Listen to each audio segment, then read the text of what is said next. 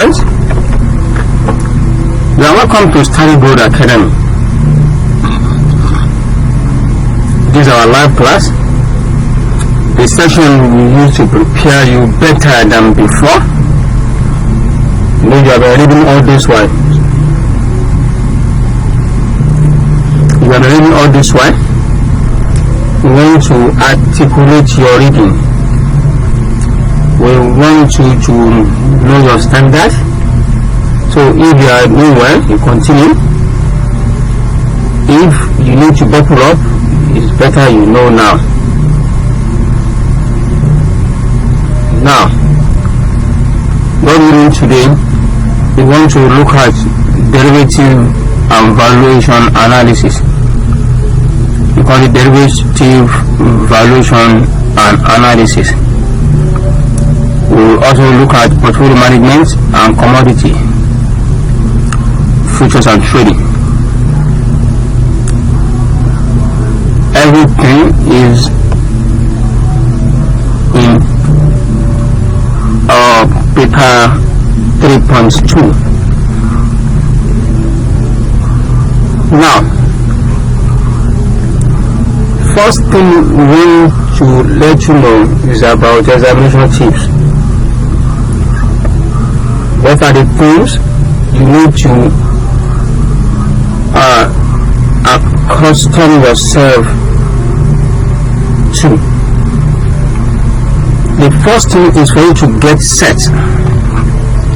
In getting set, the most important thing, as I used to tell students, is to make sure that in a day before the exam, get your exam docket ready and properly placed.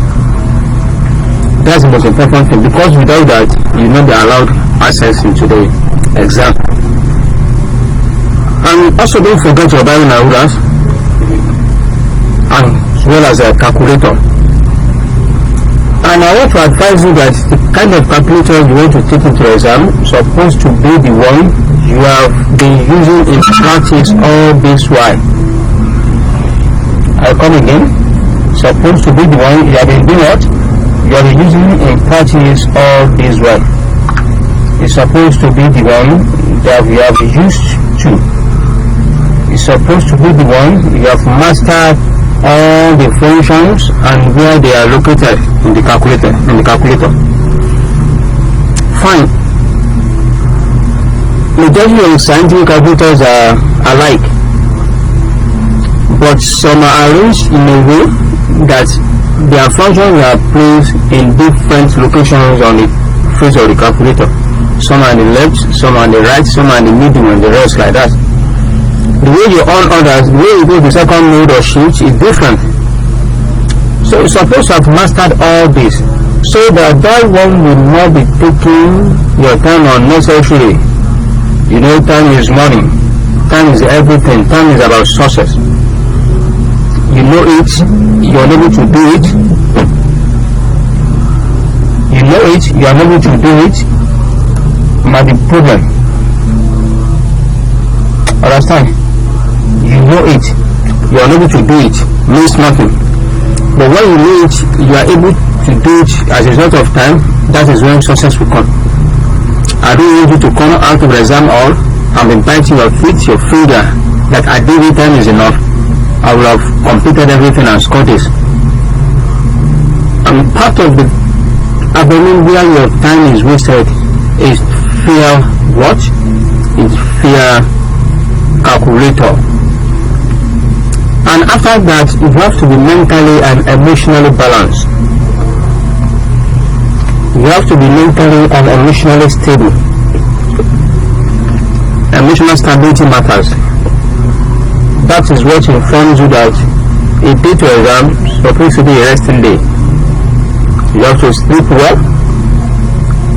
You have to wake up sound. And you have to leave your house early enough to beat whatever traffic on the road before you get to the exam hall. You have to beat all the traffic when you are going to the exam hall, so you can get to the exam hall on time. You have enough time to rest. Look for your seat number and able to settle down properly before the paper will arrive. And not only that, you have to be focused. You need to be 100% focused. You need to avoid distraction, and you need to free yourself from unnecessary fear. You don't need to be panicking. You have to be confident. You have to believe in yourself. You have to make sure that what you have known is enough to pass you in the exam. That's your self-confidence. You have to believe in yourself. You have to take it away from your mind that someone is there to assist you to pass. You are going there as an ambassador of your family, as an ambassador of your house, as an ambassador of your place of work, as an ambassador of your profession. You have to be yourself. If you are caught, you will be blacklisted, and that might affect your work, might affect your human dignity, it might affect your family as well. So you have to be yourself. You have to depend on yourself. You have to know that you are there to work for yourself and have your certificate by yourself and nothing more.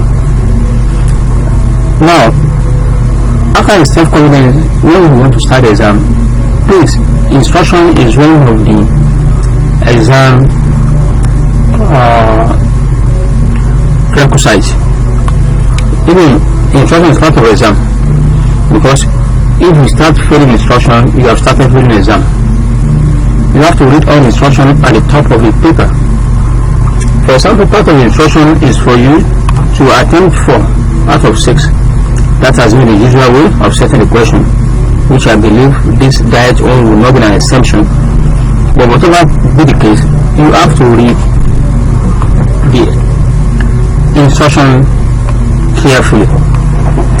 And after you have read the instruction and you have selected those you want to do, you have to go through again, question by question, for you to identify those questions you understand most or best. After you have done that, you now go back and select the 3 that you know best and start with them. Don't forget, people say first impression lasts longer. If you start impressing your markers or your examiner positively from your first question to the second and third, even if there is some lapse in the fourth one, that is telling you that you might be overlooked, and you have your credit easy and quiet. And aside that, what you have done when you know best, don't stand up and say, this is what I know, I've tried my best, I want to leave. No. You have to look for other questions. If you have not made it up to 4, you have to look for another question that you can attempt. And I believe that attempt will not fetch you 0 mark. It will add something to it, because the question they will ask you is not outside the syllabus. And once we have prepared you with the syllabus of the institute, there is no way you're not able to write something. Our video lecture is basically based on the syllabus of the various courses. Our Telegram is also basically on syllabus. As our free Telegram lecture is also on syllabus. I mean, the new syllabus, we place syllabus side by side with what we are doing most of the time.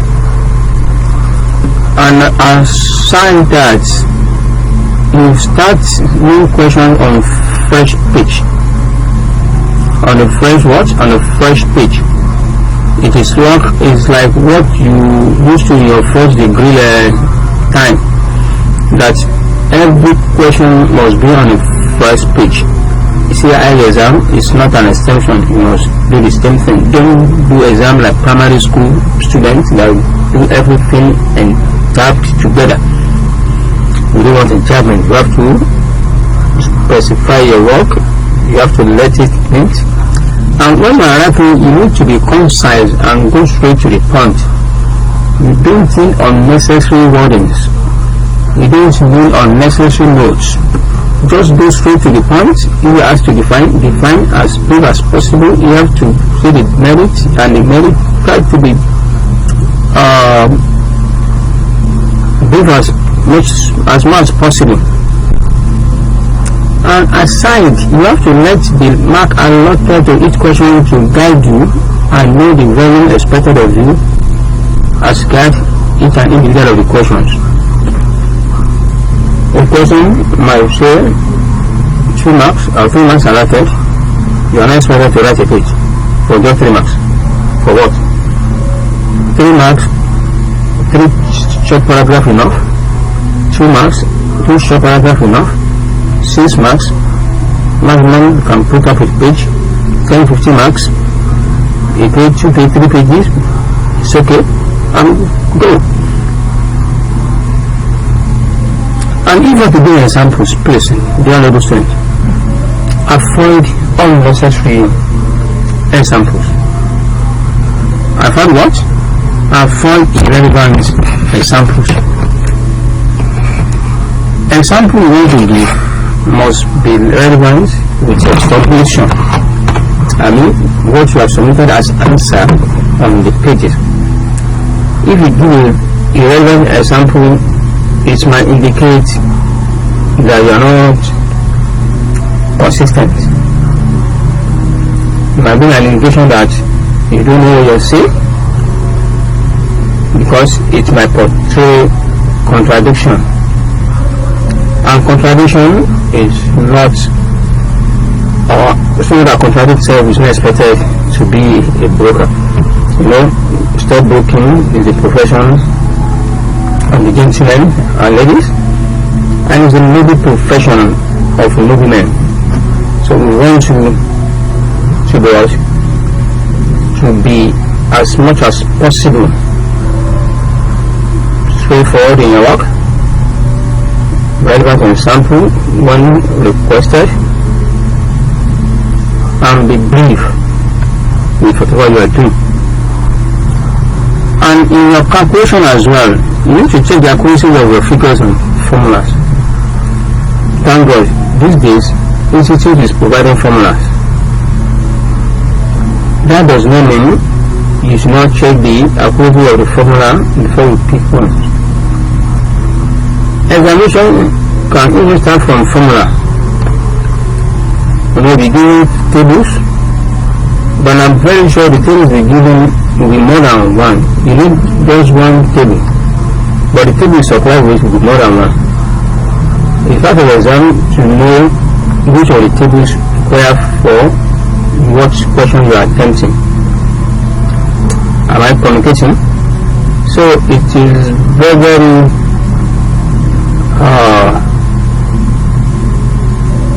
necessary for you to know the kind of table required and how to use it. And when you are talking about formula as well, you need to master the formula. I'm not saying you need to cram, don't cram, but master it. Anywhere you see the formula, you'll be able to identify it. This is just my providing with formula sheet, right? So the sheet you have there, you must be able to pick out of the formula sheet the one that will go well with the question you want to tackle. So that's it about that. And we are talking of time allocation. It's also very germane. You have to manage your time properly. You have to allocate time accordingly. You have to be evenly, your time is supposed to be evenly distributed among the questions you want to do. And this is an advice for you, as you can see on the screen. The 3 hours 15 minutes will be provided for you, which indicates 195 minutes. Out of the 195 minutes, you divide it. Compulsory questions supposed to take 15. Sorry, supposed to take 65 marks, which is question 1. Which is so question 2, 3, 4 in the section B, or other 3 questions that are supposed to be 35 marks each. And after you have done it, make sure you have little time to go over what you have done, to make whatever correction required, to make whatever adjustment required. Which we are. So that's that. Now let's start.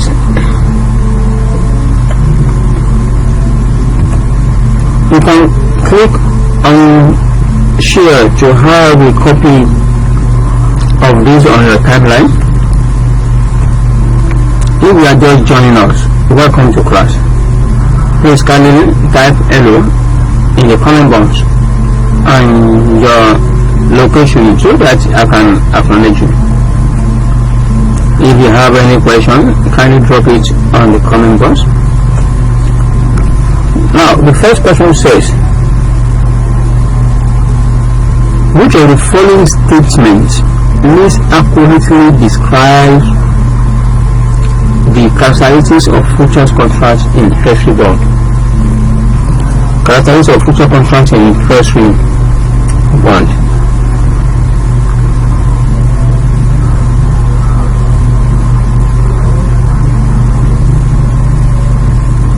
Option A, the treasury bond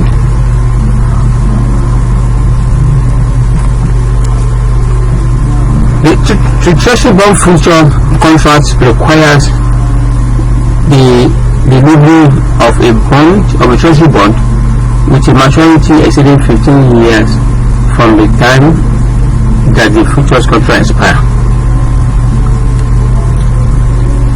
That's option A. Option B, the fact that any member of bond may be delivered to fulfill a futures contract is an advantage to the long position. Option C, the amount paid by the long position at the contract expiry is equal to the future price times the conversion factor that depends on the bond that is being delivered. Statement B, the coupon rate is irrelevant in determining the eligibility of bond deliverability. The question asks us that the least accurate, the one that's not accurate, right? So if we look at it, we see that statement B that says this, that the fact that any bond may be deliverable to fulfill a future is an advantage to the long. That is wrong. Is an advantage to the short position. Somebody that want to sell is the short position, that want to buy is long position. So this is wrong. It's the short position order that has the advantage. It's an advantage to short position order and not longer position order. Second question says, an investor short 50 oil futures contract with futures price 28.15 per barrel. Each contract encompasses 250 barrels of oil. If the clearing house require an initial margin of 900 per contract, the maintenance margin of 850 per contract, how much will investor profit or loss be? So the price of the assets, part of the odd settle at 99.7 at future expression.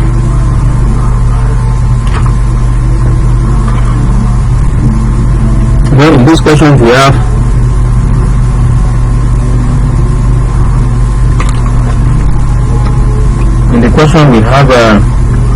price of the we have the number of the barrel, we have the number of the futures contract, we have how much it is settled altogether, and also we have the futures, the spot price. What we need to do is that we have to first of all identify the difference between the contract at settlement, which is 29.75 minus future price, which is 28.15. The settlement price is 29.75 and the settlement price is the future price is 20.15. So the difference here is equal to 1.6.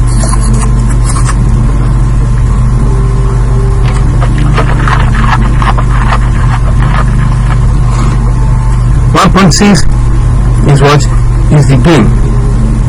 No, it's the difference. So if what is the difference? Multiply by number of contracts at number of the barrel. What is the number of contracts? 50. 1.6 times 50 times number of barrel, which is 250. So by my calculation, we have 20,000 naira. No, if 20,000 is it loss or gain? If you go back to the question, you see that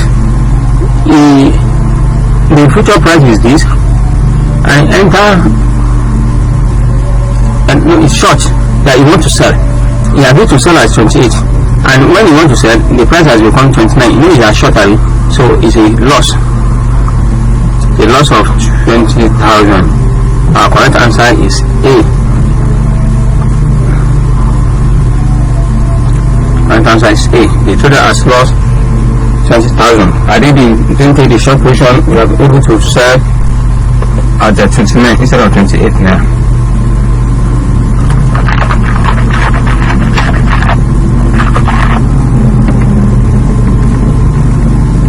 The next question says, which of the following combination of options will result in a strategy known as a strategy? Now, if I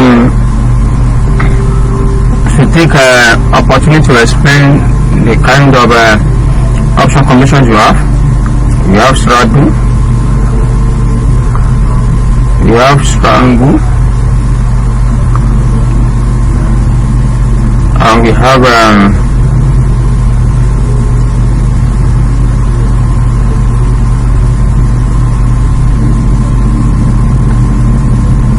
strategy, we have strangle, we have others combination like when I remember I will let you know.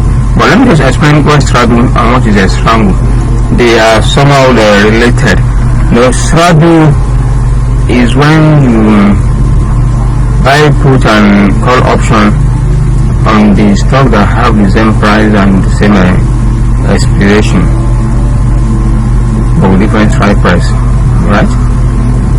Now, let me go through the file and do the explanation. Option A says the long boots call and put with both having similar SP date. However, the call exercise price must be higher than put exercise price. This is not the description of a strategy. That's not correct. Option B says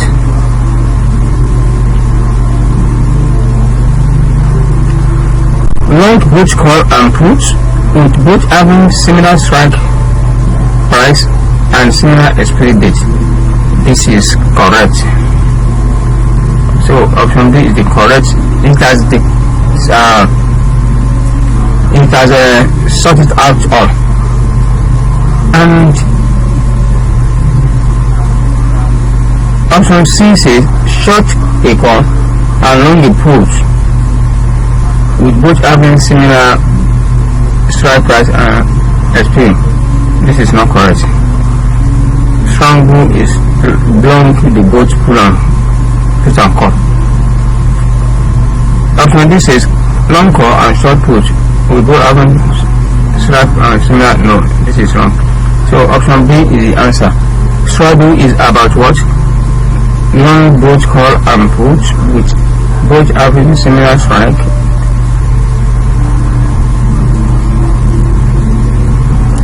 on similar expiry period. So strategy is an option strategy where an investor long both call and a put with each having similar strike price and similar expiry date. It is modeled this way. If you ask to model straddle, the value of the straddle is equal to maximum is 0 or st minus x. That is for call plus long put maximum x minus st. That's a long put. Don't forget to put a 0 here.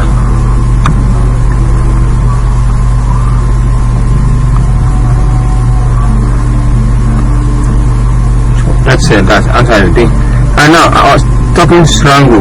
Strangle is when we buy both call and put having same expiry date, but the call price is much higher than the put price.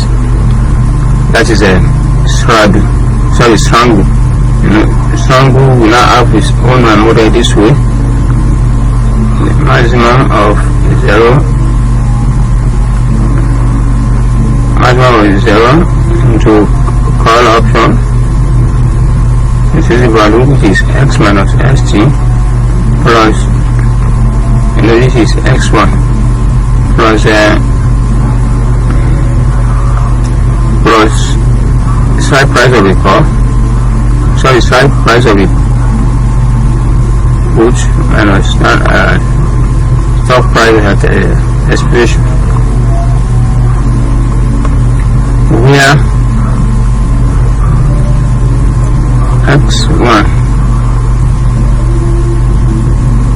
x1 is greater than x2, x1 greater than x2. That is a strangle. What I'm putting?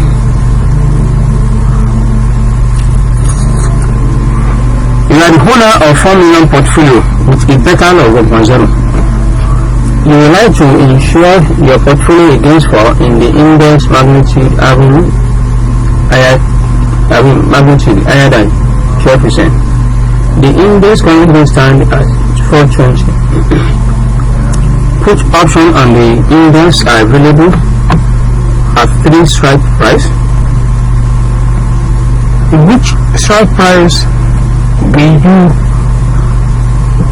you give the insurance, or will give the insurance what you want?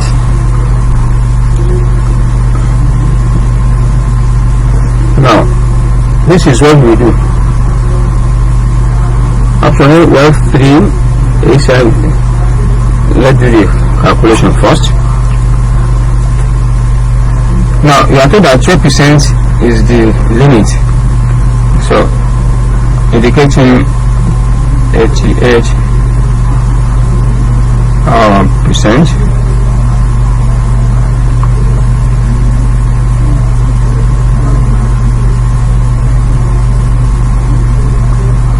Now we have 80% minus 100%. That's 1 minus 2.88. We have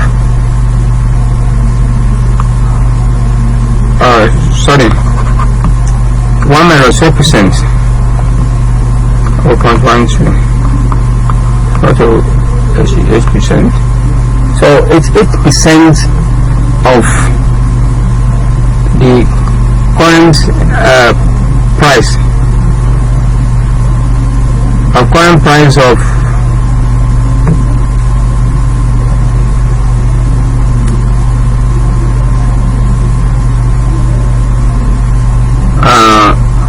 current price of 4,200 is what will be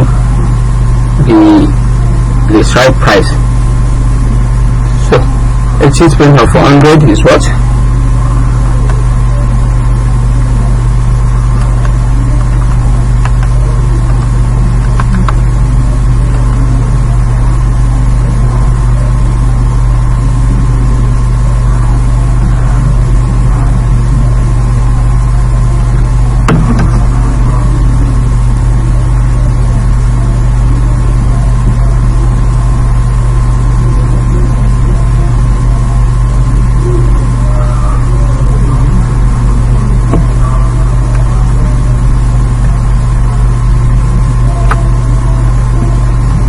So 80% of 100, sorry, of 4,000 naira, not 400. Sorry, 42. This is 40. The price. So if reduced by reduced to 80%, 42. And then we give us 0.88 times 42.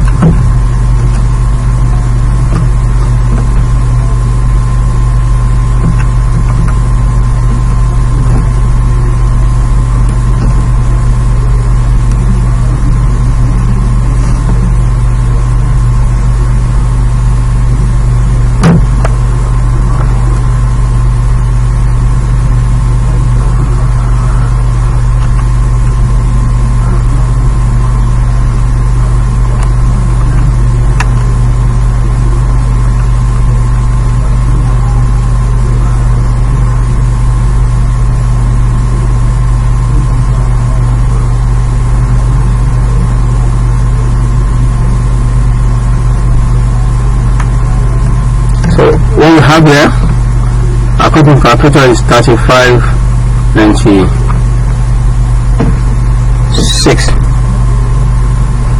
3596. 3596.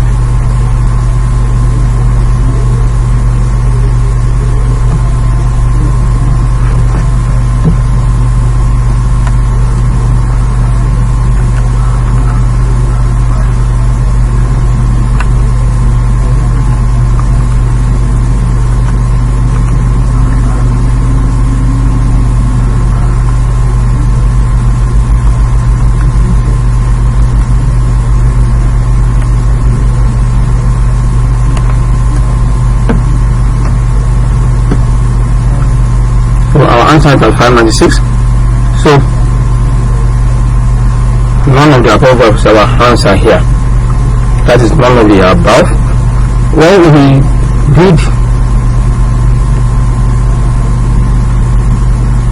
we did is we find the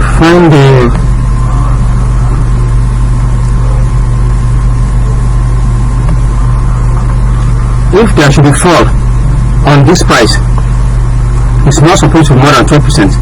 And if there's fall of 20%, we have 88%, right? So 88% multiplied by the price 4,002. So give us 3596. So we don't have the correct answer on the box. That's why we have none of the above. The next question. Which of the following represents a covered call position? A covered call position. Covered call position, option A.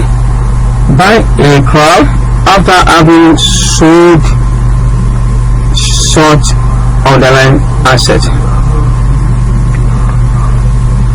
Option B. Selling a call with lower exercise price and buying a call with higher exercise price. Option C. Buying a call while owning the underlying asset. Option B. Sell a call while owning the underlying asset. The correct answer is option D. Covered call is when combining long position in asset with short call. And how do you model that? To model that, it should be the asset plus short call.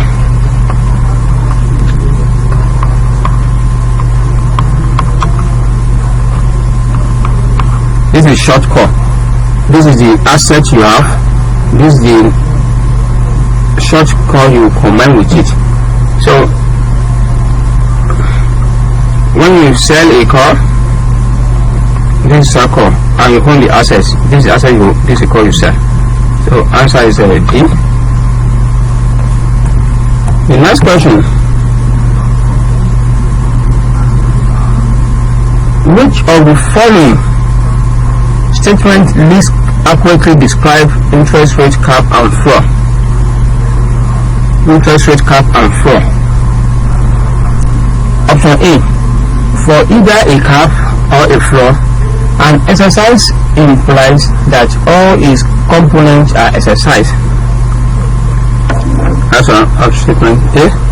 Statement B, for either a cap or a floor, its price is simply equal to the sum of the component parts.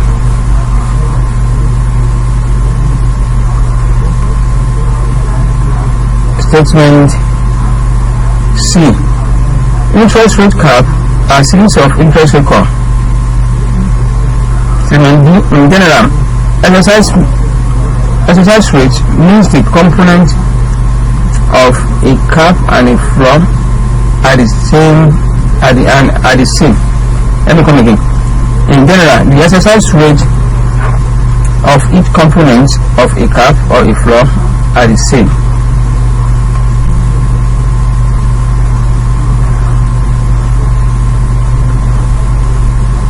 The question says which one is least accurately describe interest rate cap and floor.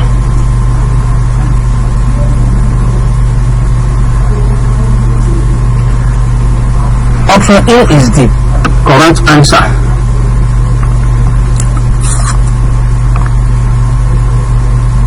Option A is what is correct answer.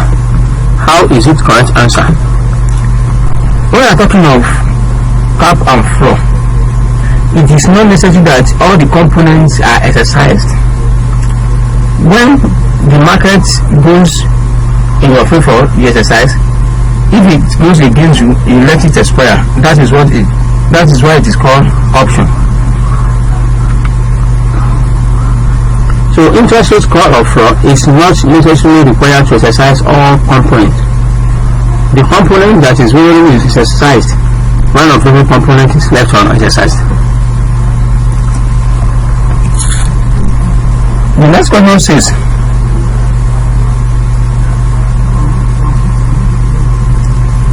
currently you are a put option, there's a put option available for trade. Its exercise price is 50 and its time to maturity is 3 months. Which of the following statements is accurate? There's a put option available for trade. Exercise price is 50. Time to represent 3 months. Which of the following statement is most accurate? Option A. If the price of the assets rises to 58, the short put will have entry value of 8.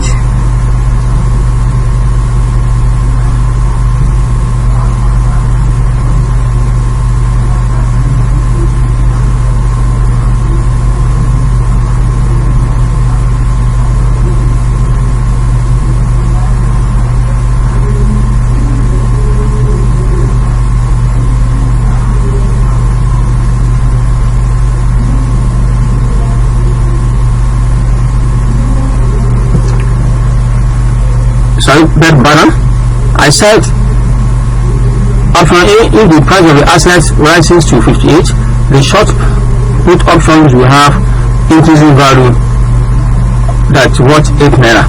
Let's demonstrate it and see.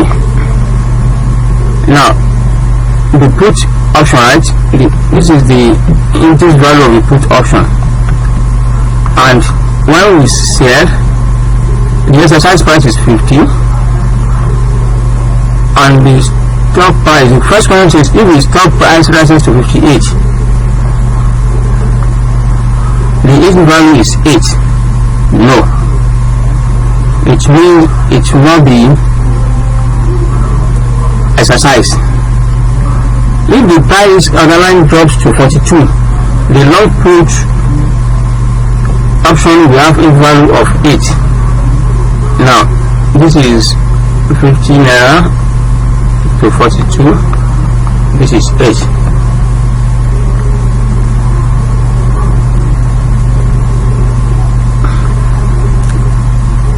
Is that correct? We have 8, right? Let's look at the next statement. Statement C says if the price drops below 50, the short put portion will expire on a size. If it drops below 50, this is wrong. If the price of the underlying asset rises to 58, the long put Options, we have an exit value of 8 naira. If the underlying asset rises to 58, this is 58, the long puts. Option, we have an exit value that was 8 naira. If the price of underlying assets rises to 52, as of 58, no, this is not right. So the only system that is right is this statement, that if the price of underlying asset drops to 42, the long option price we have an interval of 8 naira is correct. B is the answer. How do you do this? What you do? So we have 8 naira. The next question says, before we go to the next question, please click on the share to have a copy of this on your timeline. And if you are just joining, you are welcome to the class.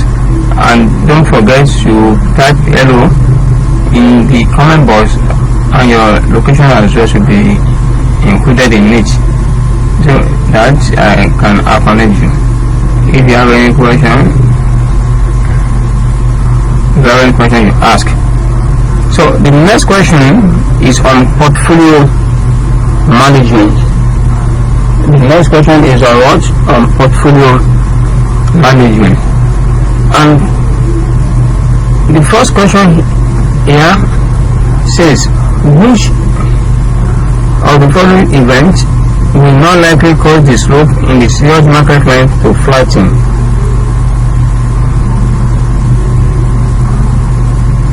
Which of the following events will not likely cause the slope of the security market line SML to flatten? Option A, the amount of uncertainty in the market and the economy reaches a cyclical low. Option B, an increase in short-term interest rates. Option C, a reduction in the market risk premium. Option D, the spectrum of investment is mostly made up of low beta security. The correct answer is option D, because it is not the condition that likely causes slope of the security market line to flatten. So the spectrum of investment is most likely made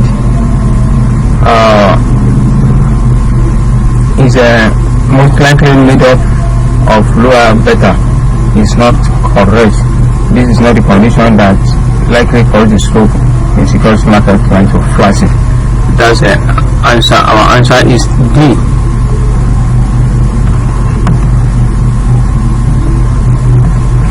The next question says, which of the following statements is least accurate with respect to the role that the portfolio plays in the formation of the capital market line CML? Which of the following statements is least accurate with respect to the role the portfolio plays in the formation of the capital market line? Option A, as the expected rate of return on the market increases, holding everything else constant, the capital market line will become steeper. That is option A. Option B, every portfolio should simply be a combination of the market portfolio and the risk asset.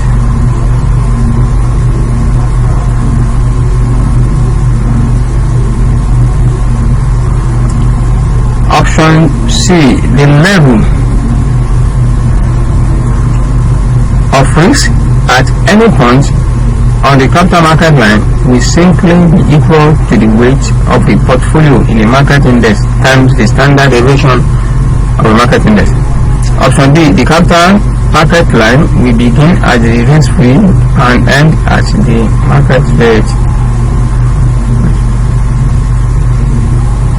A market and at the end of the market rate of return. I said option B says the market line will begin at the risk-free rate and end at the market line or market rate of return. The answer here is option D. That is accurate.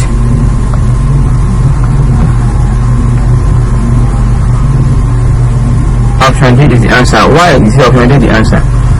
Option D is just one of the features of capital market line and not the role of portfolio in the formation of capital market line. The next question.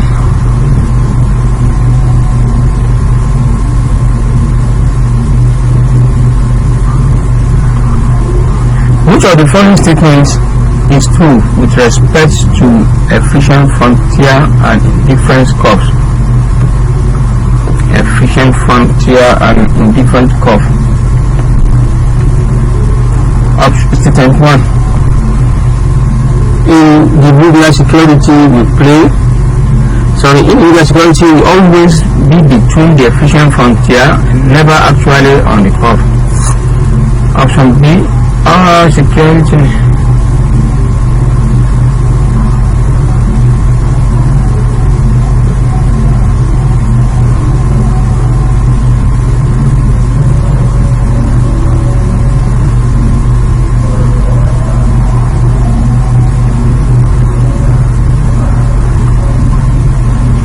Statement 3.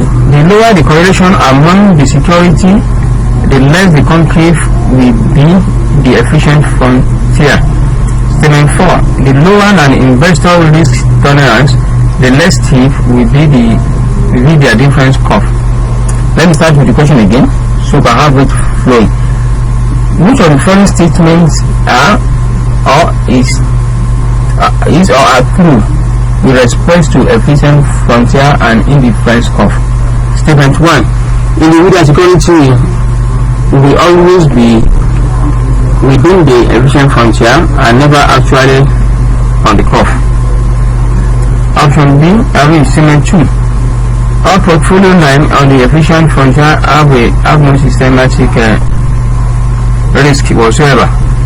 Statement 3. The lower the correlation among the security, the higher the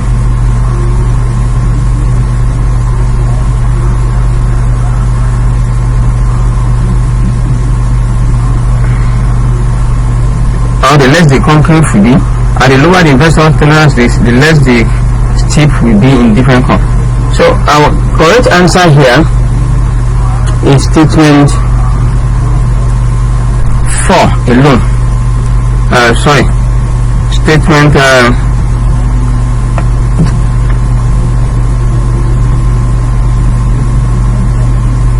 1 and 2 not 4, 1 and 2. In statement 1 and 2 that no other correct. Which of those statements are true? In statement 1 and 2 that is true or that are true. The first one says that individual security will always be within the frontier, never actually in the curve, and all portfolio line on the differential have no systematic risk. These are the two questions that are correct under this.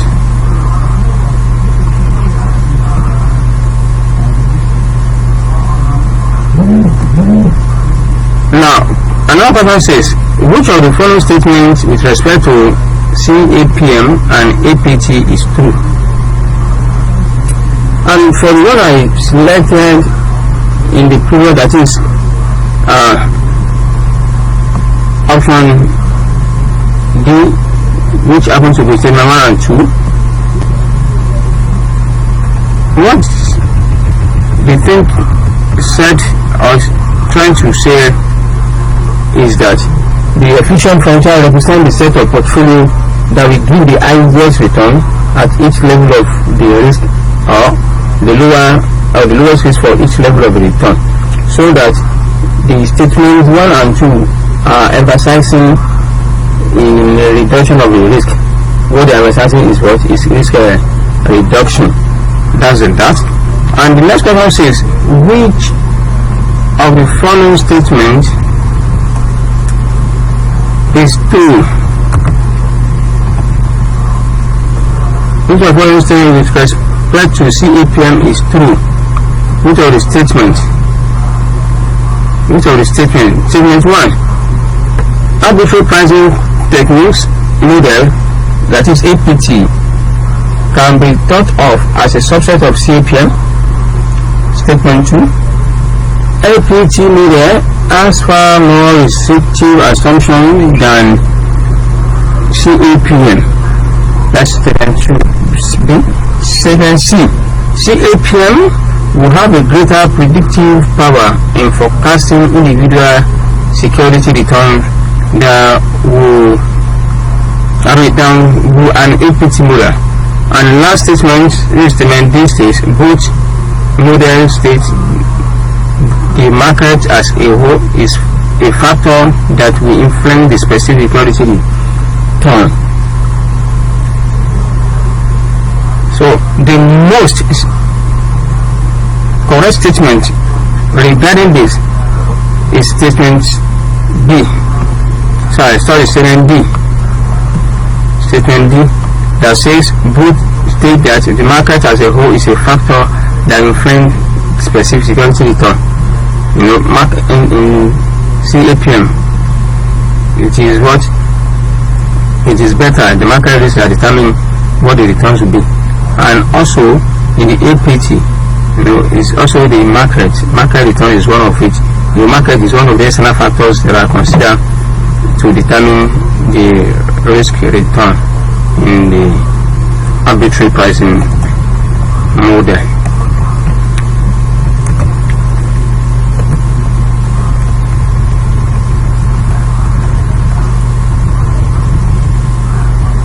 Now the next question says,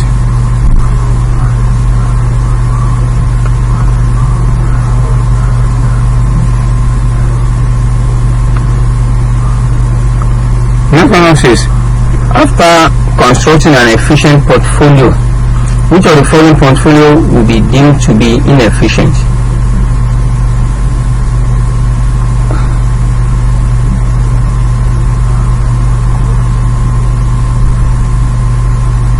We have portfolio WXYZ or WXYZ here, and we have the percentage expected return and standard deviation. We have expected return of W to be 10, 13, 15, 11. Standard deviation 18, 22, 26, 25. And the question says, which of the following will be deemed as inefficient? Which of these assets, CW, CX, ZY, ZZ, subject to their returns on standard deviation? What do we do? The one that has the lowest return are relatively high risk comparable to X with the second lowest return. So what is happening is that the one that will not be an efficient frontier is one that have the highest risk. Look at it has 10% and the risk it has 18% deviation the risk and 10% return, and X has 22%, 13% return, and Y has 26, 15% return, and XY 18, 11% return. Our answer is a portfolio W. What is W?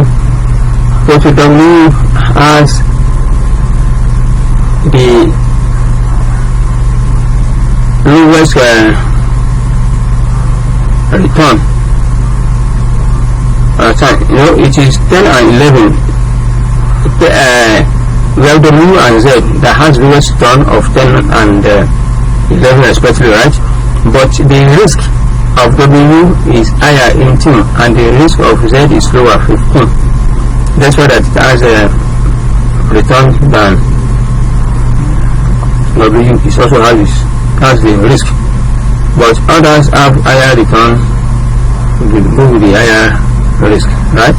So the answer here, as I said, is a portfolio W that has a lowest return and highest risk. It's an higher risk rather.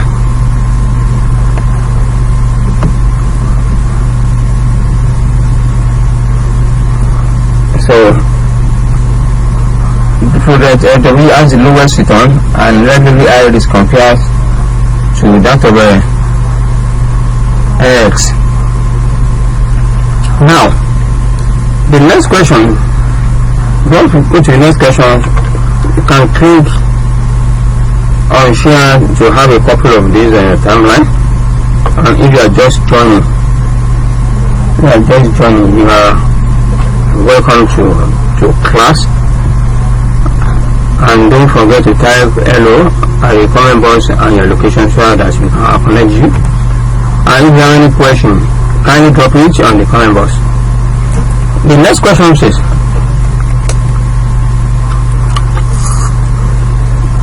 which of the following statements is true or are true with respect to risk aversion and its implication on the investment process?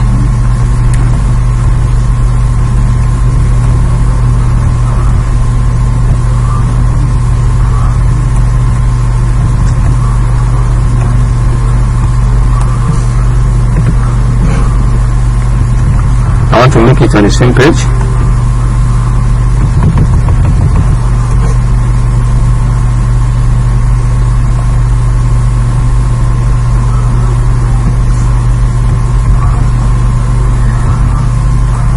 Now,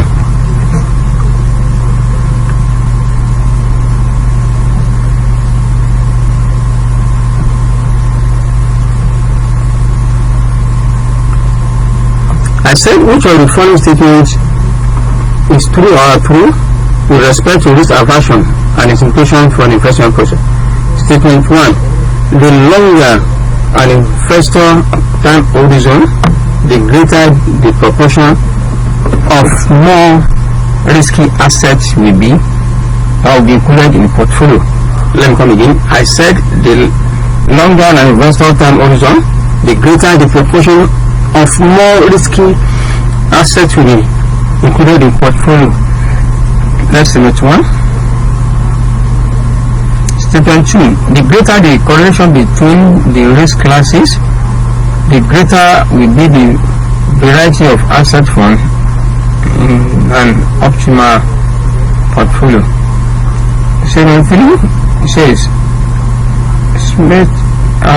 risk aversion investor feel through return as that return which is in excess of the return that is required to compensate them for the inherent risk that is built into the investment.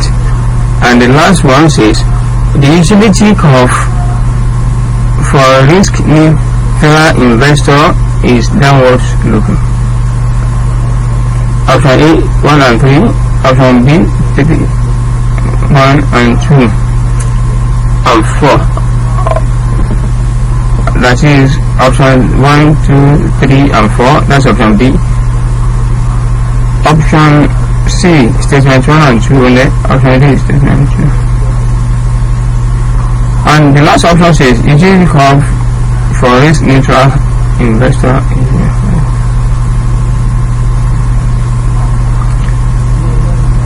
the utility curve of the risk neutral investor is downward sloping. That's statement 4. The answer here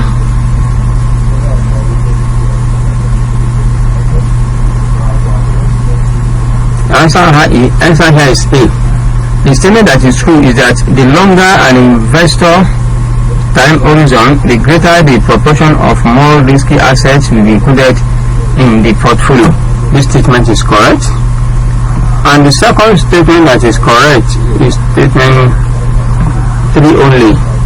That is, risk averse investor feel through return as the return which is in possession of the which is in essence of the returns that is required to compensate them for the inherent risk that will be used in the investment. So it's 3 and 1 that are correct. 2 and 4 are not correct. Our answer is A. Please, this issue of statement is even harder than calculation. You have to read wide. You have to know what you are doing. Don't just be particular about writing exam, but you have to write well. You have to represent yourself properly and your family properly as well. So you need to read 2 lines. You need to read and understand the question, and we pray that anytime you are reading the question exam, your mind will go straight to the area required to tackle this question.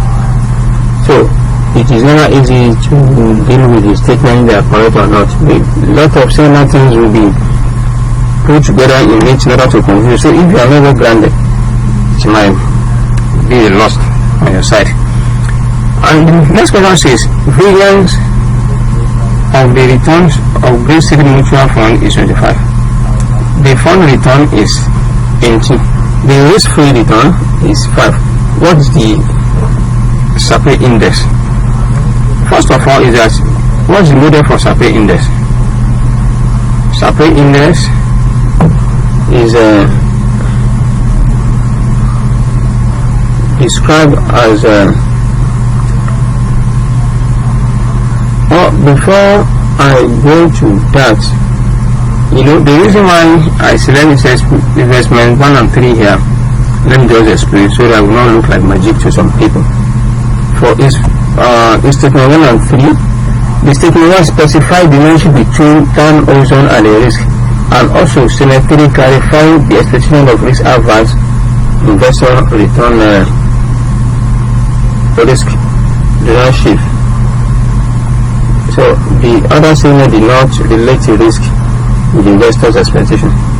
I would go. So that was the reason I picked that.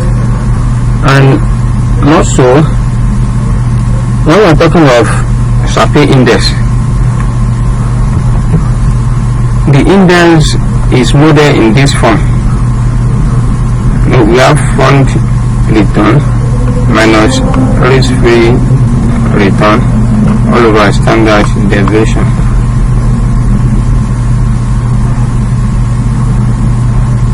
So, in order to do this, what's the fund return? We are told that the variance of the fund is 25 and the fund return is 18, and the riskless is risk-free is 5. So fund return is 18, risk-free is 5, and the variance is 25. But don't forget, the variance is variance. This standard deviation, it is square root of variance we need to use, which is 5. So we have 13 all over 5.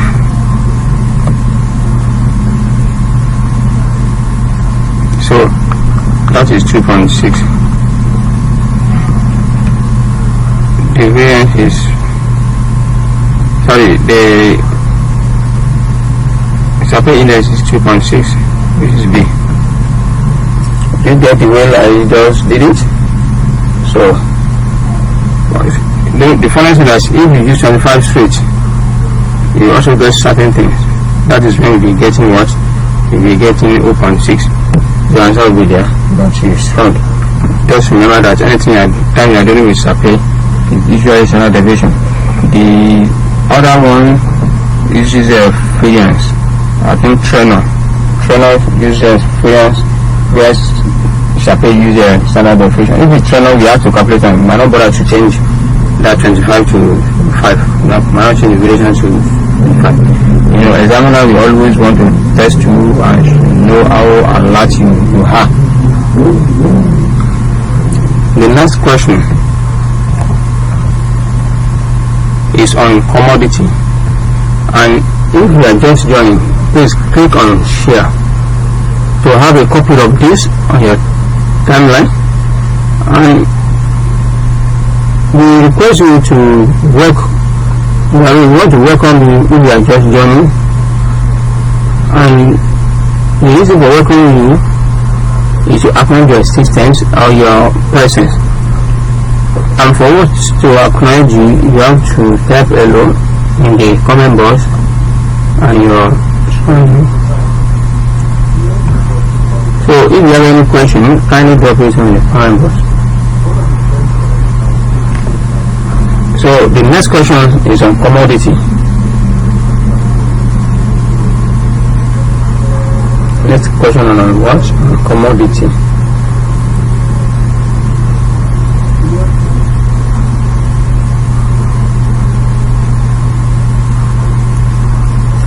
And the first question says, when considering pricing of a commodity, we will normally take into account the cost of storage and transport, as well as the quality of the good. However, there is one commodity which has in recent years developed into mature and sophisticated market in which quality and storage are not important factor in determining the price. Which of the following commodities does this refer to? Option A, electricity. Option B, copper. Option C, gold. Option D, milk powder. They are saying which of it does not require storage and develop the mature and sophisticated market in which quality and storage is not important factor. Now you have electricity, copper, gold, milk. You see that almost all these things you see on the screen, all these options, is electricity that's a bit different. So electricity is not something you can hold. It's like a surface and a tangible thing that you don't need to stop, and the quality is no other thing. Once the electricity is electricity, once you go power, you go power. So quality and storage is not coming in here. So our answer is A. No, copper we need storage, gold we need storage, even milk powder we also require storage.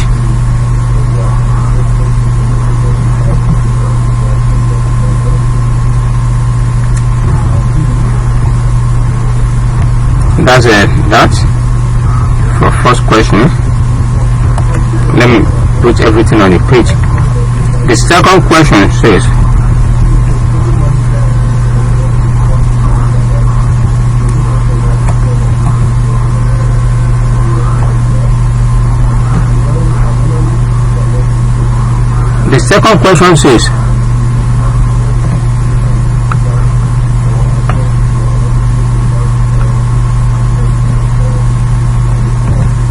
the following information reflects current market prices and rates. We have palm oil, price is 5,000. We have palm future to be 5,300, risk free 4.5%, storage cost, date expiration.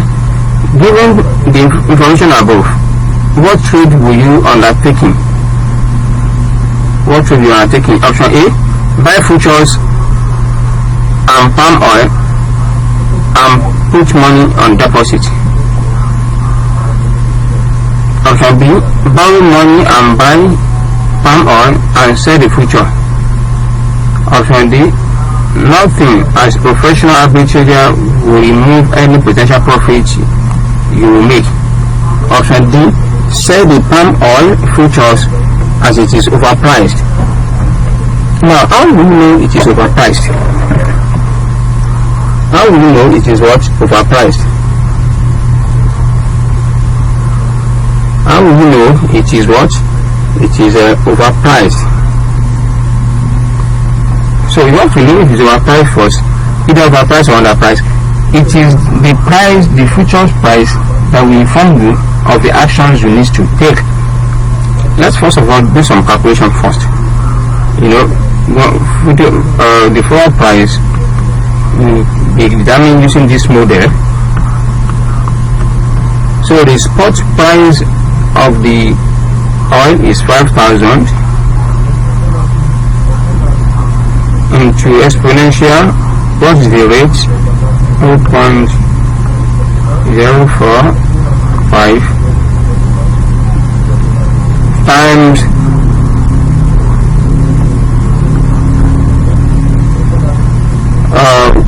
time. What is time? 365, which is 1 year. So the cost is what? Well, the starting cost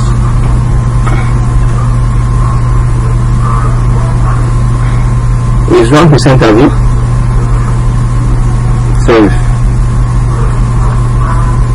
times 1% is starting cost. So whatever difference, there's not much difference. Now, what we do is that what is the value of forward contract? That one gives us 5230.14. That is that. So if that's the value of the forward and the future price is 53, it means that the future price is higher than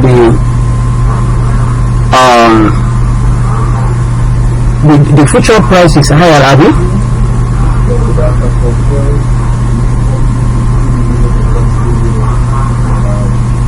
The future price is higher. So if the future price is higher, and the gain will be what? The gain will be for whoever that enter the futures market. It is 5350 minus 5230.14. So we have a gain of what?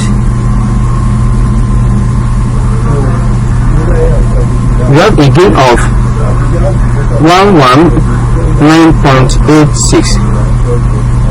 That is the gain from it. So we discover that the option, the palm future price, where the future price is what is agreed to pay later, but actually this is what's supposed to be if we use this model. It means that future has been overpriced. So future overpriced indicates that it is good. Understand? It is good for the trader to do what? To buy. It's good for the trader to borrow money. Understand? It will borrow money and buy the oil palm and sell future. So when you sell future, when you buy the oil palm, you borrow 5,000 naira, you buy the palm oil at this percentage. You also store it for this 1%. So at the end of the day, the cost to you is 5230.14. But at the end of the 365 days, you collect the price of the future you have sold at 53 naira. Okay, so you make a gain of 119.86. That is correct answer. B is correct answer. It's probably, and that is what makes sense. It's better you borrow money now and buy the oil palm and sell future. Both the money you borrow, buy the storage of the oil palm you do, you only cost 5230.14. And at the end of 35 days, you will sell the futures at 5250. So you make a gain of 119.86.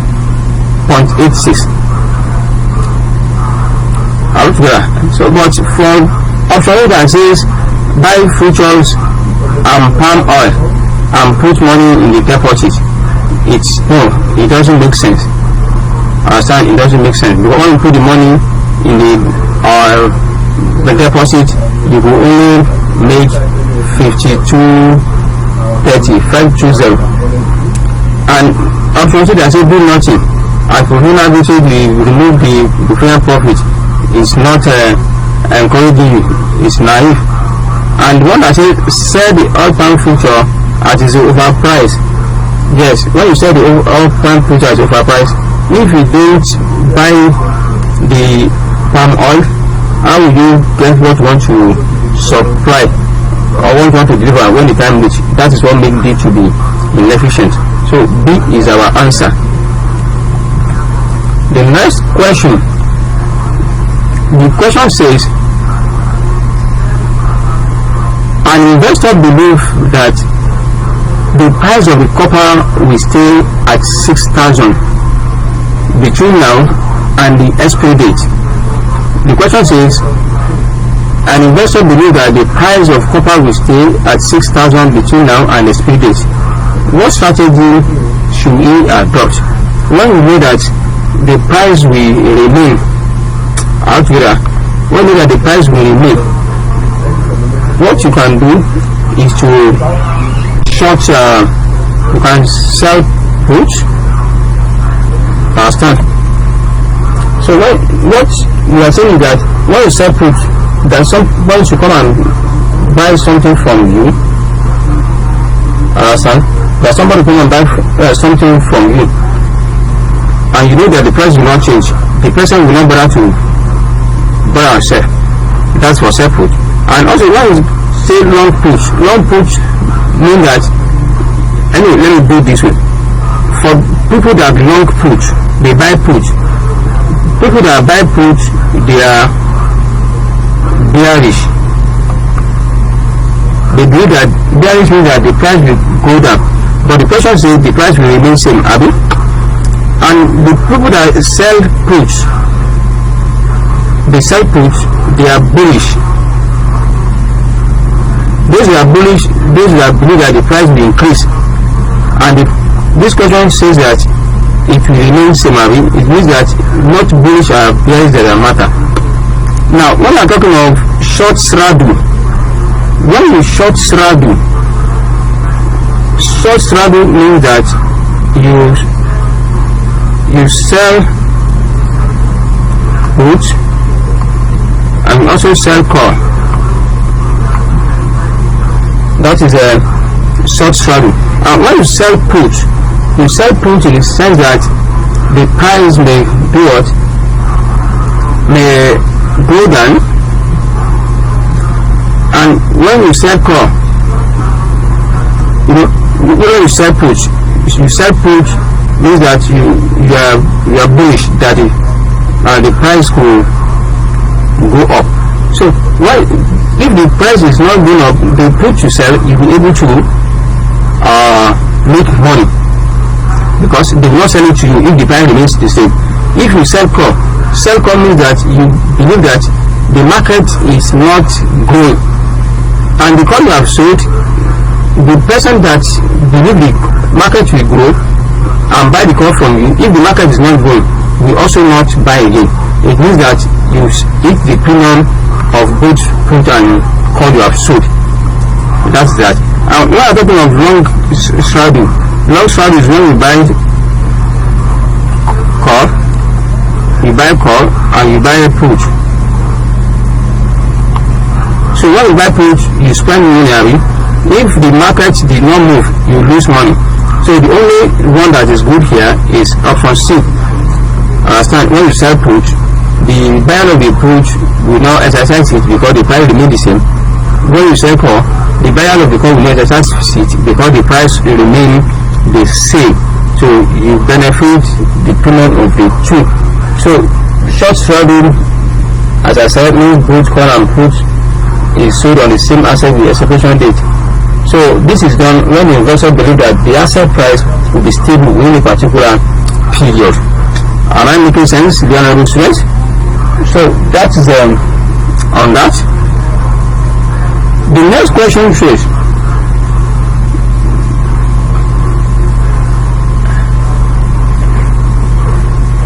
next question is, biofuels have become an increasingly important part of alternative energy movement. Which of the following is an example of biofuel? Option A, petroleum. Option B, ethanol. Option D, natural gas. Option D, diesel. Well, the correct answer here is option B. Ethanol is an example of biofuel. Ethanol is an example of what? Of biofuel.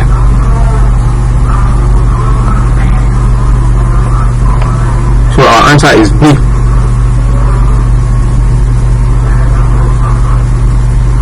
The next question says, the speculator believes that price of coffee will go up and buy 2 coffees futures contract at 790 naira per ton. 2 weeks later, the market has moved up and the trader closed out the position at 820 per ton. What is his profit or loss? So one contract is 5 tons. You can see. How do we go about this? You know, the profit. Anyway, this is supposed to be an easy thing for you, because you have been told how much he buy the, you know, we said that he believes that the company will go up and buy the futures contract at 790. Meaning that the future contract by 790, meaning that he will buy the contract at 790. But at the end of the position, the contract has become 820. So what we need to do is 820 minus 790. The difference is what? Difference is 30. 30 multiplied by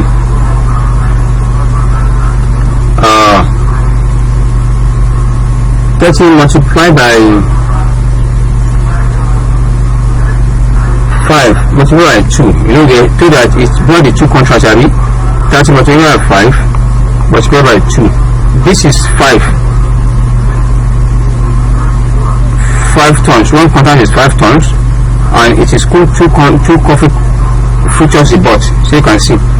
So 30 multiplied by 5, 15 multiplied by 2. That is a 300.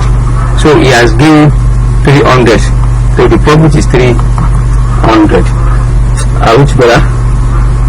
So, and that's is D. Our answer is D. The next question is,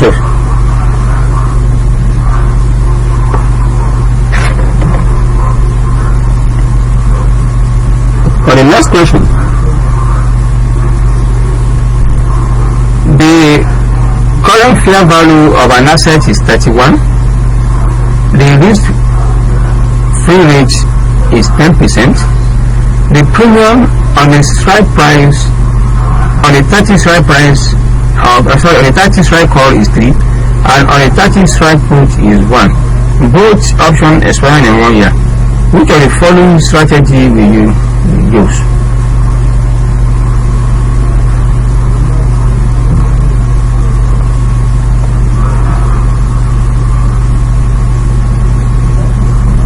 Now, look at it. Option A say buy call and sell put. Option B, sell call and buy put. Option B, buy call and buy put. Option D, sell call and sell put. Let's analyze this. The current fair value is 30, 1 naira. The risk free is 10%. The premium on the call is what? Is 3, and on the strike price is also 1 naira. The both expire at the same time. What strategy will you use? What will happen is that, you know, it is better you sell call with 3 naira. Sorry, you buy call and sell puts. Why? This happens when an investor wants to acquire assets. So long call is going to lock the price of the stock to pay. That is why you buy the car. And put is sold to make money and reduce its optional expenses. So the right thing is what is A.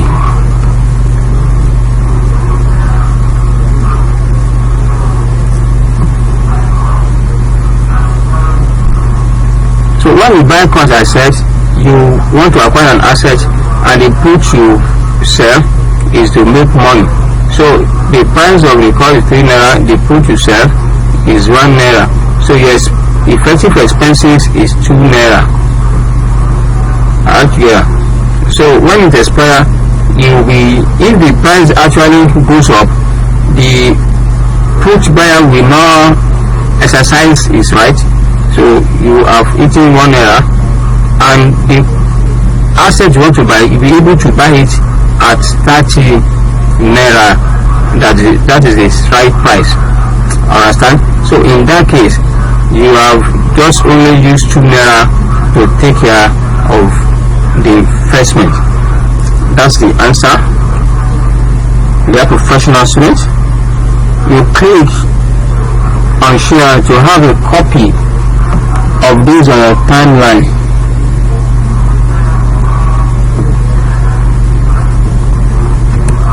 And if you are just joining, welcome to the class. Please kindly type hello in the comment box and your location so that I can acknowledge you. If you have any question, kindly drop it on the comment box. Now the next question says, what best describes a mutual offset arrangement? What best describes a mutual offset arrangement?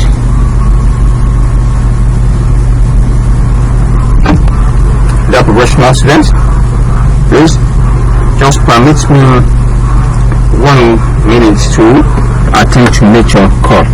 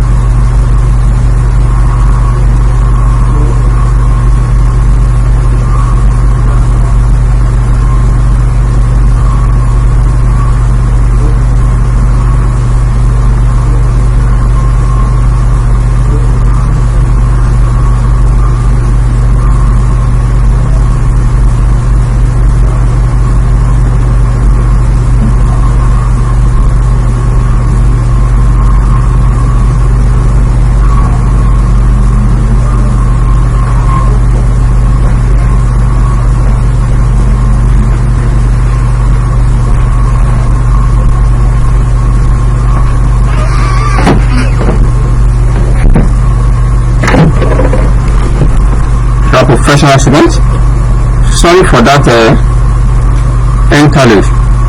It's just to attend to nature's call. Now, I said the question is as follows: what best describes a mutual offset arrangement?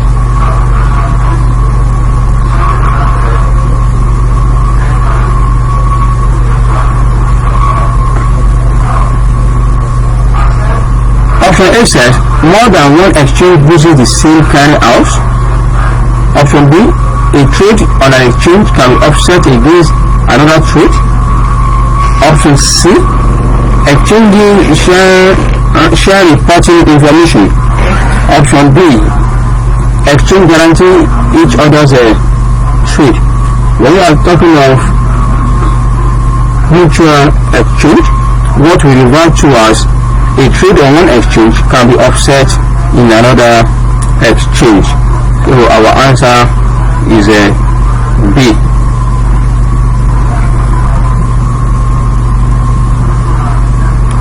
The next question says, if the futures contracts were trading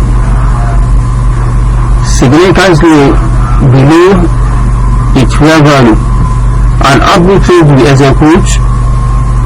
Option A, box. Option B, cash and carry arbitrage. Option C, reverse cash and carry arbitrage. Option D, reversal. Now, the correct answer is option C. That is reverse cash and carry arbitrage. And what is reverse cash and arbitrage?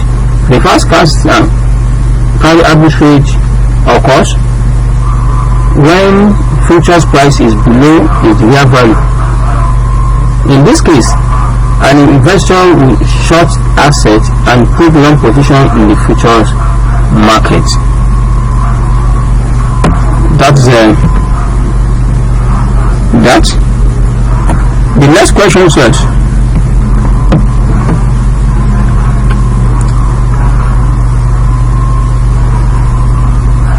a West African country is a major producer of cocoa.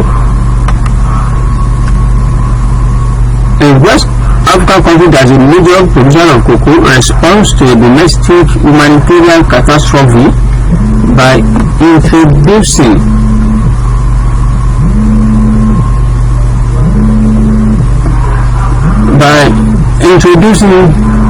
an export tax on all agricultural products.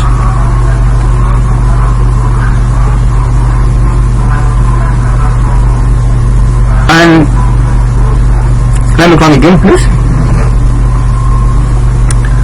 The West African country that is a major producer of cocoa responds to a domestic humanitarian catastrophe by introducing an export tax on agricultural products in order to deter trader from exporting produce and instead see it produce relief for its population. The imposition of export tax would have been short-term effect, or would have what short-term effect on the price of coffee in the global market.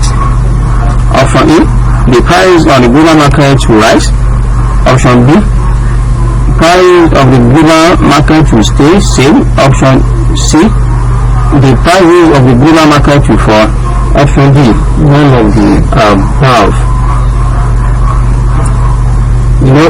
The correct answer is A. As you can see that the tax introduction increased the price of commodity both locally and globally.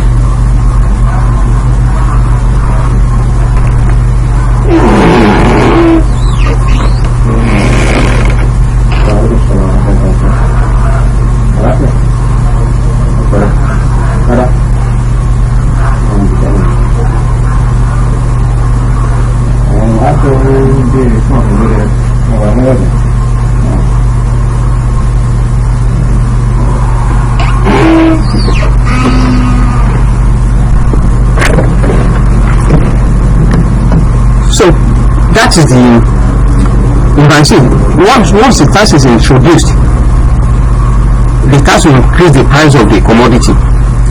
This is there's no other fast game about it. It's a direct question that does not require to give you any answer. So you can see, so it has to increase the price of commodity both locally and globally. You see, tax, the incidence of tax is borne by the consumers. Do you get it? So the incidence of tax is borne by the consumer. Once the product is taxed, the seller or the producer will factor into the cost of the commodity and will reflect in the price. So definitely both international and local, wherever we survive it. So our answer is A. So that is on that. And before we go, there are certain things we need to inform you. So we would not like you to be overconfident regarding your preparation. Well, we will not want you to think you have known it all now. Some of you might be sound numerically, or some of you might be numerate enough. I mean, you know calculation. But remember, and I think you have observed that most of the questions you have come across in this section, it is not only calculation. Few are calculation. Thank God. Those ones that are calculations, be expecting the similar in the exam, and those ones that are not calculations will also come. Most especially when you have a question that has to do with the statement, which statement is correct, which statement is that, is one of the technical and dangerous question to tackle. And what it means is that as students, we need to understand every lines of our notes, because in the statement the options will look similar. It is some key things that will make difference, and our ability to identify those key things that make difference will help us to identify which one is right or wrong. I am saying this is that you don't just rely alone on calculations. You might be lucky that calculation will be so much. For those that understand calculations, they will have an easy passage to their success. But for those that have little knowledge regarding that, might find this a bit difficult. But those that don't know much of calculations should try as much as possible master it before the exam, and also concentrate more on reading of theories.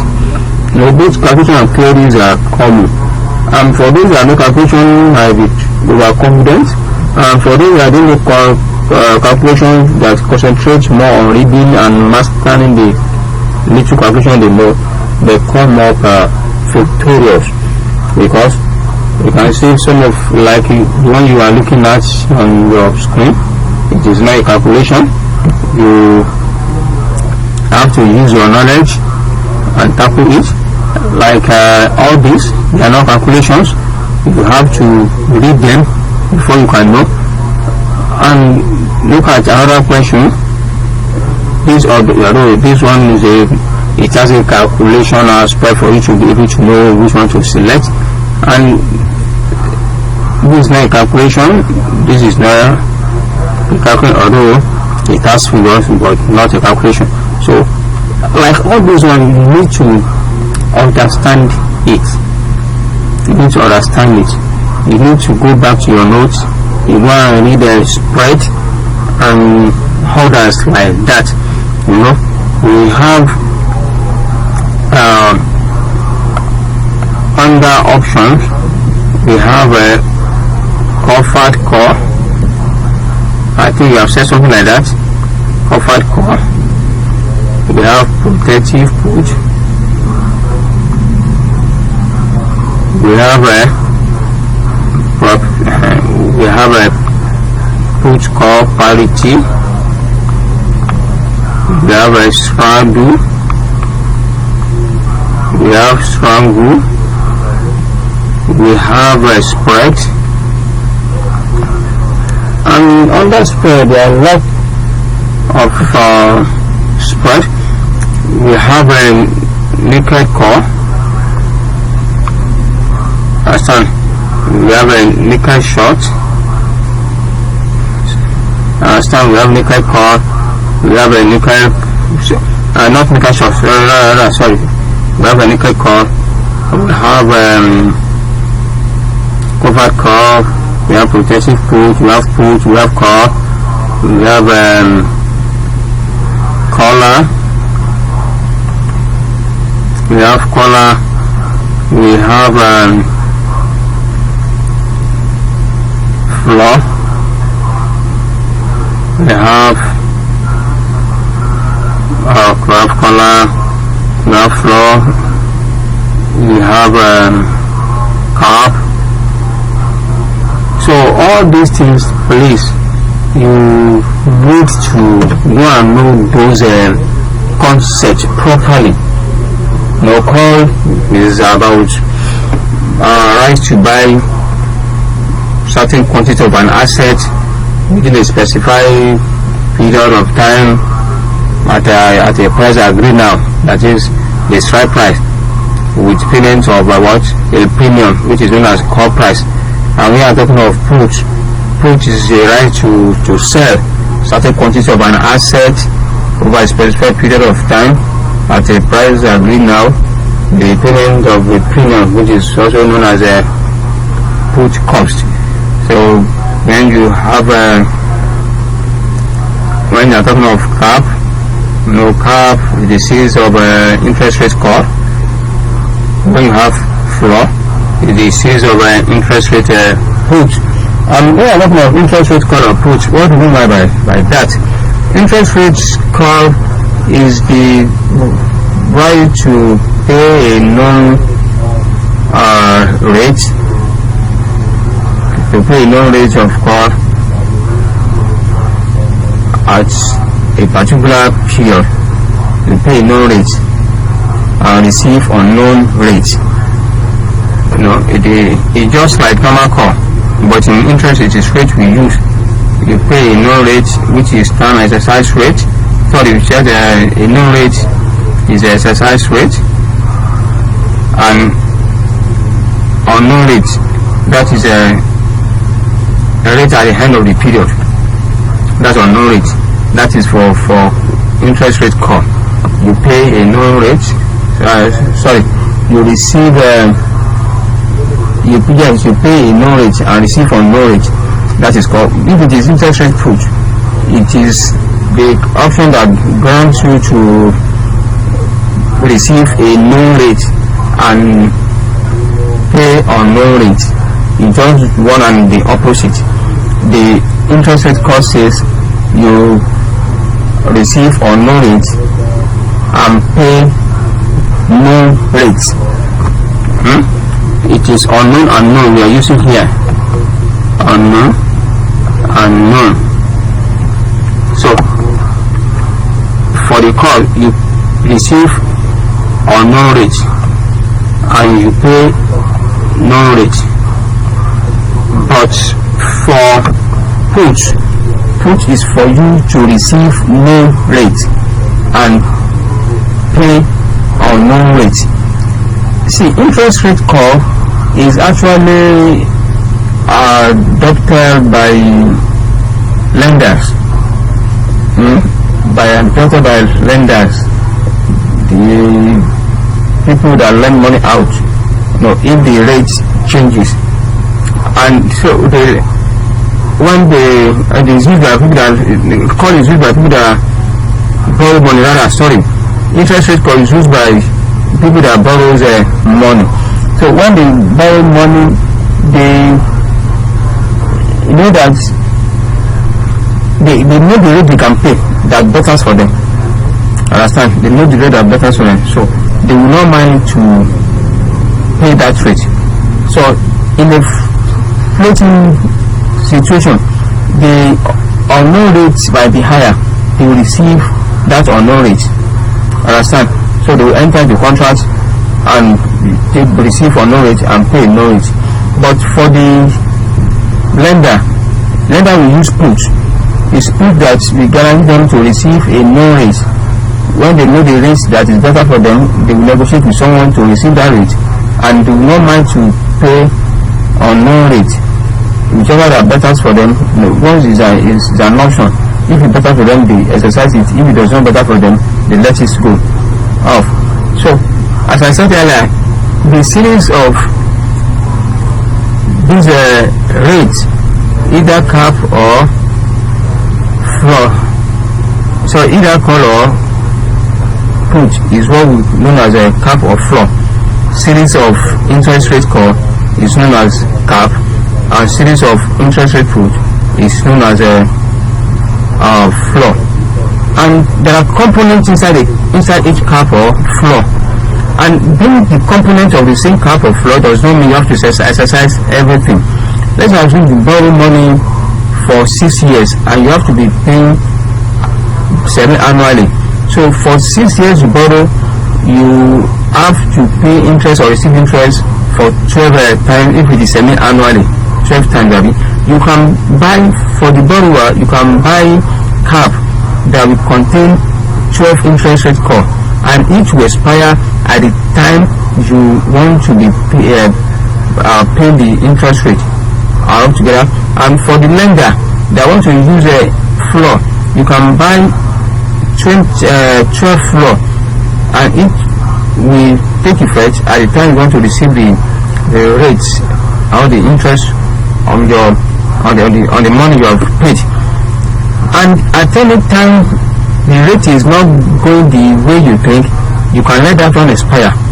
If the first one is exercised, it does not mean the second one will be exercised, third one will be exercised, fourth one might not be exercised. So it depends. And at the end of the day, if no rate is going your way, you might end up not exercise anyone. Altogether, that is about that. As I said earlier, interest rate call is used by what? Is used by borrower, and interest rate put is used by lender. And the caller is when you buy call and buy put together. That is that's when you loan caller, but you can also sell call and put.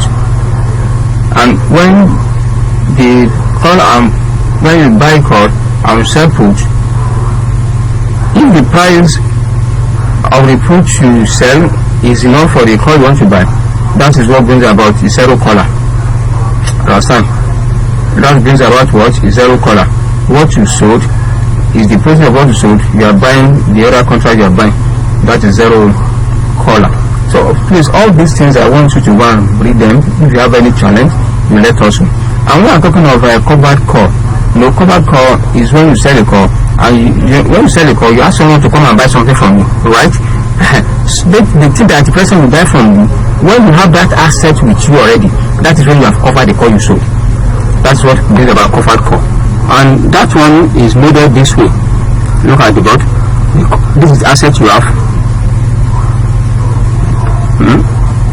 This is asset you have. Let me write it here. This is call you sold.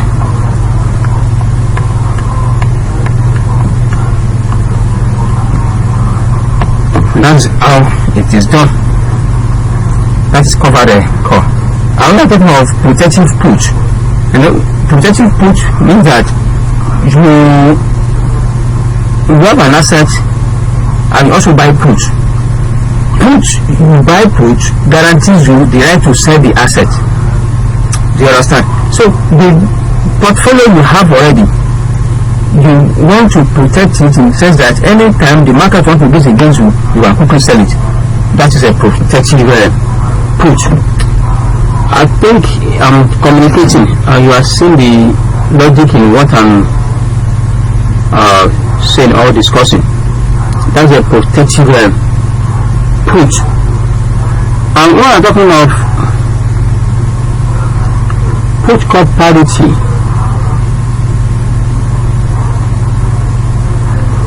put call parity does not mean the price of put and call will be equal. No. But for every corresponding price of a call. Sorry, for every price of a call, there must be a corresponding price of a put. There are prices that correspond one and the other in order to disallow arbitrage. And what is arbitrage? Arbitrage is when there is mispricing between two commodities that have similar characteristics. Understand? The two commodities you can use instead of other, or when there are mispricing between two commodities when there are mispricing between a commodity at two different markets. Please let me make myself clear. A commodity or two commodities that have similar characteristics, but they have different price in different markets. Where you can buy from a market where the price is low and sell in another market where the price is higher. That is what we call arbitrage. So if the price of put is not corresponding with the price of call, there will be arbitrage opportunity. So it is put call parity that we used to compare. Is there any mispricing between the call and put? If there is, arbitrage here we take advantage. And how do we calculate that? This is what we do.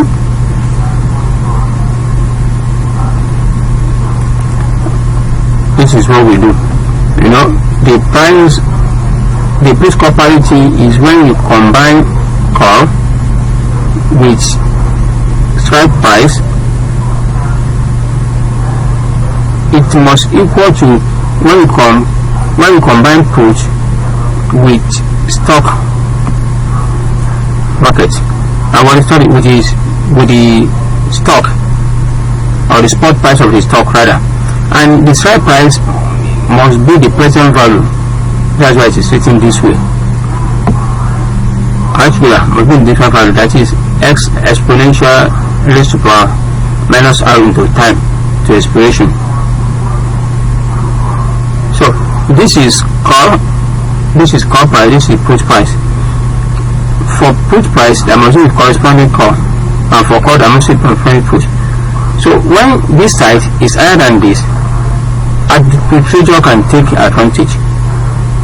So that is a put call parity. And we have another one that we call straddle. As we have explained during the course of the lecture, straddle is when you combine call together with the put, and both the call and the put will have the same strike price and the same expiration period. That is a straddle. Let's go and read the details, the way it is modeled. And when I'm talking of straddle is when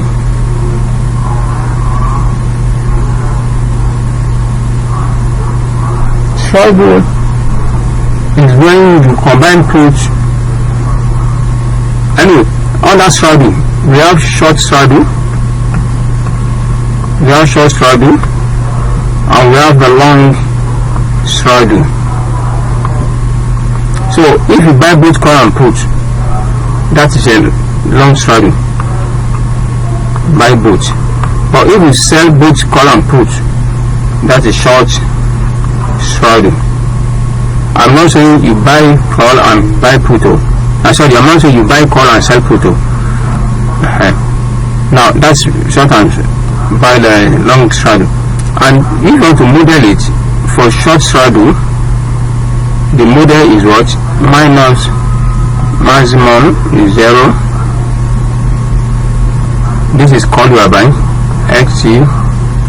That's why it's called you are selling, minus x minus maximum is 0, x minus st.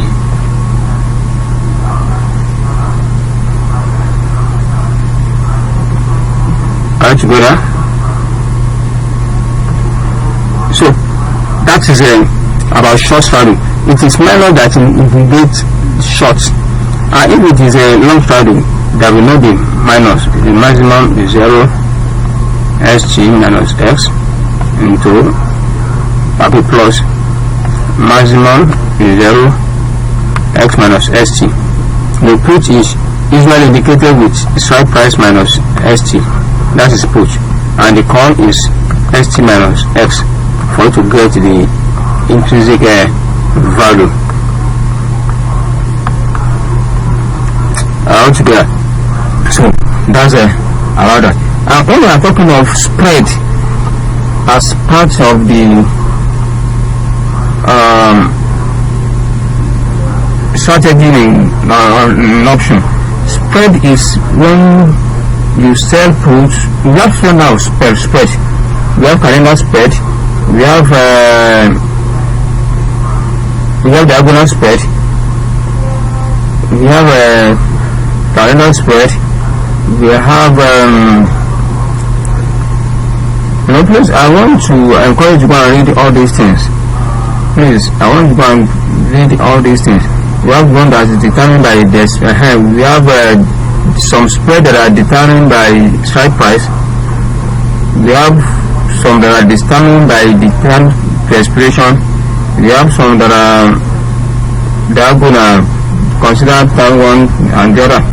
Please go and read all these things. All these things could not be actually covered in these short time we have.